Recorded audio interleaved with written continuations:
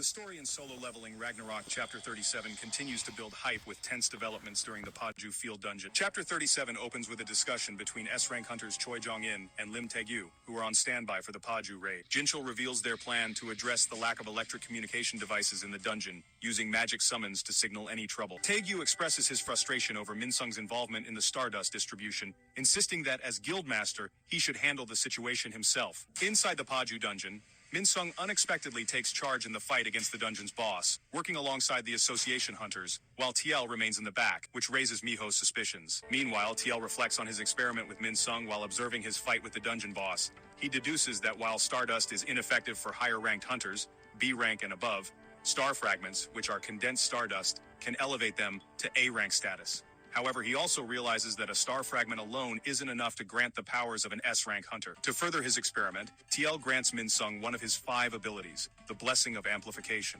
This ability, which can be bestowed on Tielle's possessions, enhances the unique trait of its wielder and their weapon, amplifying Minsung's weapon's slashing power. As a result, Minsung lands a devastating blow on the boss monster, taking it down in one strike.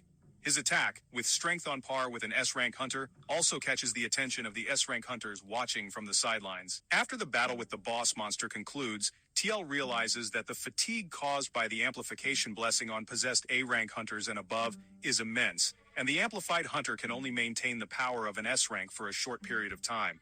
Tielle comments that Minsung's body isn't capable of containing the power of an S-rank, which irks Minsung. As Miho wonders whether Stardust can affect higher-ranked hunters or if there might be another stimulant at play, she suddenly notices Minsung stab Tielle in the heart.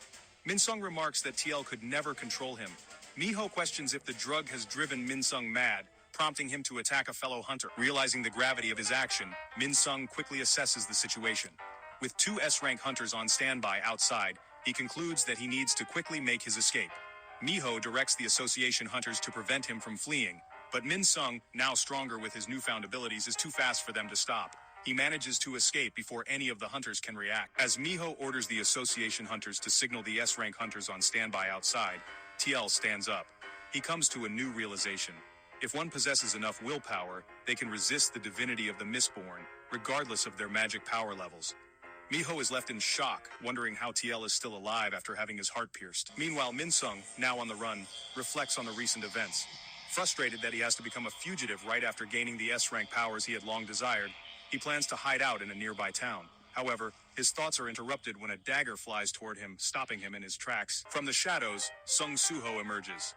Minsung's earlier actions had caught Suho's attention, bringing him closer to his target.